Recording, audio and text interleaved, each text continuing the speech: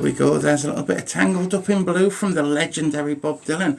Right, I'm very pleased to say that we should have Mr. John Harris on the other end of the line. Is that correct? I hope so. Thank you very much for coming on the show. It's really appreciated. Tell us about Anywhere But Westminster. I mean, our job formally is political journalists, but we had a crack at being sort of normal political journalists, going to party conferences and chasing after politicians and all that. And it drove us mad, really. So what we started to do instead was to sort of go out into the world and talk to people about the reality of their lives. Then you're going to get a soundscape of people's personal truths. I'm a massive Soren Kierkegaard fan. So, you know, personal truth being subjective, I think it's so powerful. Let's go to the town centre. Middlesbrough. What street are you on? Go to Linthorpe Road, that looks big. Where's the street view option? Have you not done this before? We've got better things to do than this. Go on. It's a familiar feeling, man. It's a hot afternoon and I'm wandering down an unfamiliar high street. Let's see who's around. Daisy's Flower Boutique. Hello, who's speaking? Oh, hello. I'm sorry to bother you. My name's John Harris. I'm a journalist. I work for The Guardian, the newspaper. Middlesbrough is one of the most disadvantaged places in Britain and one of the hardest hit by austerity. It's had one of the highest rates of COVID-19 infection in the country. You just hear some very, very sad stories, you know, about the way people are struggling and everything. And yeah, my heart just goes out to everybody. I just wish everything could go back to normal, but you know it won't for a long, long time, if ever. And you just worry how many businesses are actually going to get through this. Do you think you will?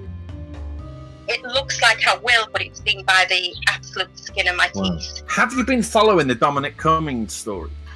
Well, I do think that they're focusing a little bit too strongly on it. That's my opinion. You didn't vote Conservative at the last election. No, I didn't. I haven't voted for quite a lot of years because I was so fed up with politics. So go down a bit further. But where are you going? What direction? Got Longlands Travel, a minibus company. Are you from the minibus company? I am, yeah, I'm the owner, yes. You know, they all have books and everything behind them, so they look like they're educated. That's good.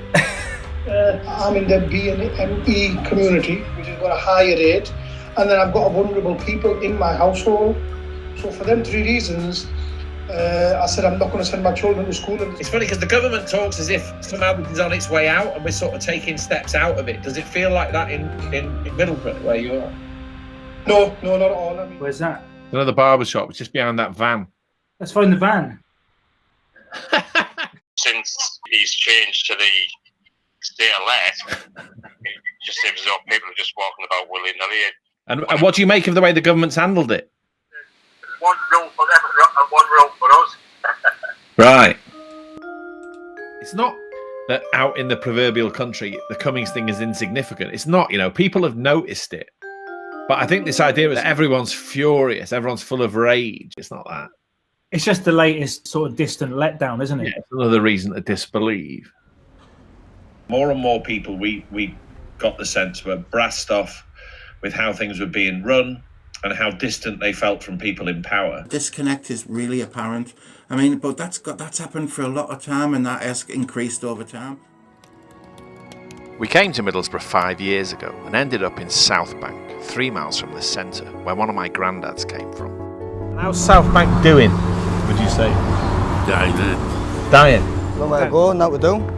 Everyone's always drinking on the corners. That's about it, really. And work-wise? Been sanctioned yourself? 3 years! 3 years sanctioned? A lot of people around here get sanctioned. A lot of people have to go out and make their own living. It's like no one there believed in the state, did they? But the people we spoke to didn't believe in the state. The condition of South Bank, it seemed to me, was that in the worst way it had been left alone, right? It had been neglected. There was no real sense that anyone had even tried to sort of lead the people there or the place towards anything better. But it's how the whole country's feeling at the moment. I suppose, yeah, we all feel a bit like that now, don't we? You know something, John? There's a perception about this area which is always about like being like really impoverished and really down. But there's masses of people in Middlesbrough doing amazing things. There truly is, you know, really inspirational stuff going on. Hey everyone, so we've just been to Hemlington to collect the washing machine. Tonya runs a local organisation that began by working on period poverty. Got a phone call an hour and a half ago asking me for an electric cooker. Since COVID-19 struck, she's been filling all sorts of gaps and supplying everything from fridges to incontinence pads. Ooh, cane furniture donated to us yesterday. What's life like in South Bank in the midst of this crisis, would you say? People who are struggling now, it's the people who've been self-employed, the people who've always worked. It's humiliating for them because the lads round here, the families round here, always find a way to make money, but they have had the legs chopped off. One of the people Tonya has helped is Aaron. When lockdown began, he was laid off from his job as a roofer and ended up homeless. The boss basically had to lay me off because he didn't have the work to put me out, and obviously I couldn't afford my bills at my flat anymore. I just had to leave it because I was that stressed out and I felt like I was alone. I just didn't know who to turn to, and it was someone that gave me Tonya's number, and I rang her and she came and met me, and she said straight away, like, I know like you're in desperate need, and she actually put me a bed up for the night at her own place to get me all sorted. You know what I mean? She fed me and that. She's given me food banks, and she's actually managed to get me into like a hostel thing. The first place didn't work out for Aaron. I didn't feel safe there. Like people banging on doors and I couldn't sleep.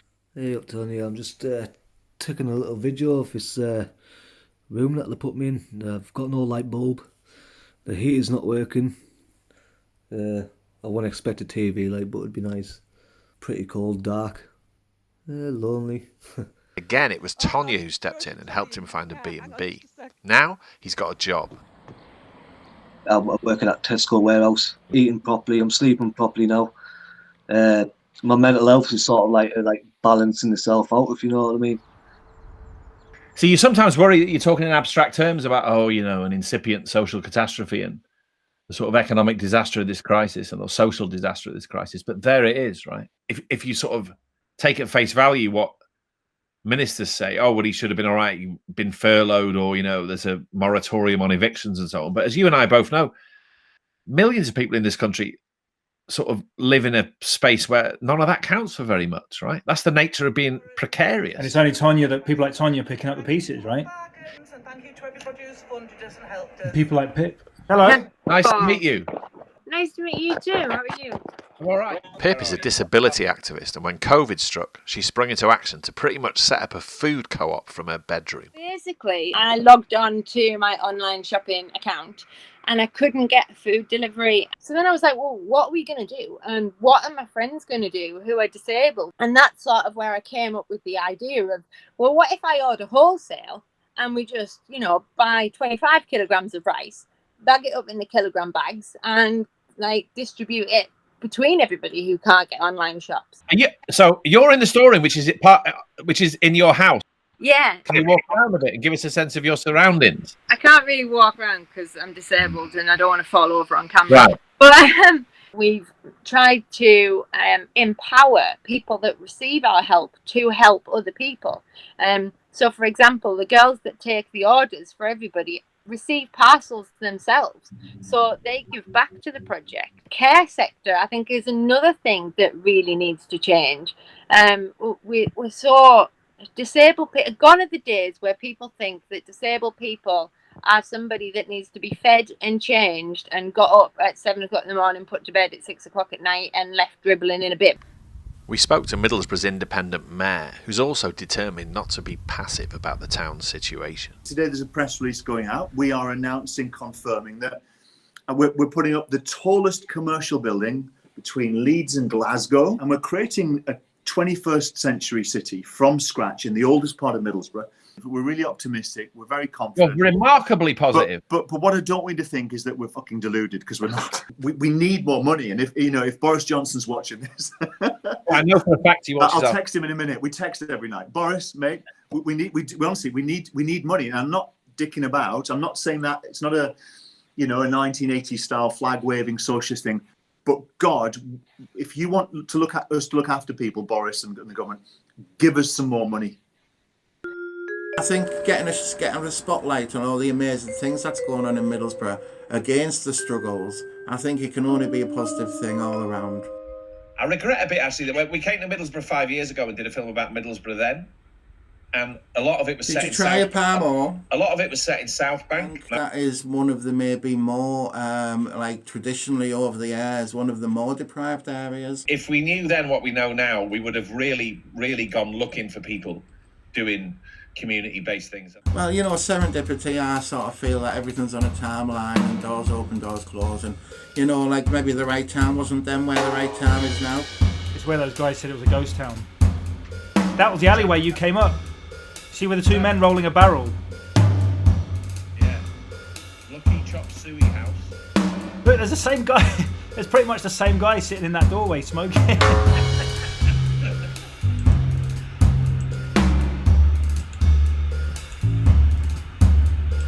at this, I found this gallery, Sabat.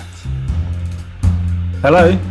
Hello, Oh, yeah, you can't see me even, or? I can't see you, no. Azad came here as a refugee from Iraq and set up Sabat 6 years ago.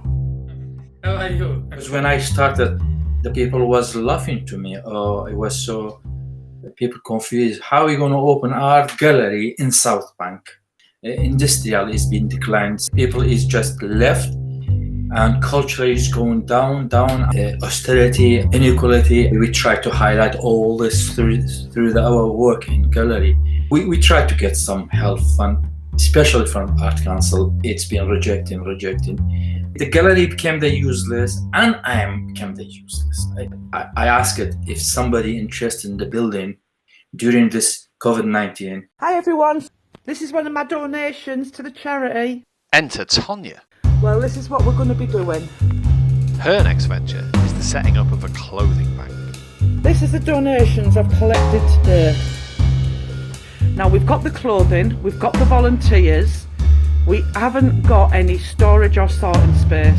If there's anybody out there who has got a unit, a room... There's a response today. It's just for 2 hour lady. She's working in charity. Yes, I am more than happy. These people can use it. We're going from right car to South Bank. We've got a van load of clothing. We're literally going into this building. Can you see that? Yeah. The statues and stuff, look. And this would have been the art space where they would have hung all of the artists' work. You're meeting a need there, but you're aiming at something that looks a bit or a lot nicer than your average sort of charity shop or clothing bank, aren't you? You can tell. Yeah, what we want, right, so this is the end goal, and it's always been the end goal, is people who haven't got piss all shouldn't be treated like scum. We will invite them into this space. The kids will go through the rails, pick the clothing they want and the shoes they want, and they just take it away for free. Right. But it's cool.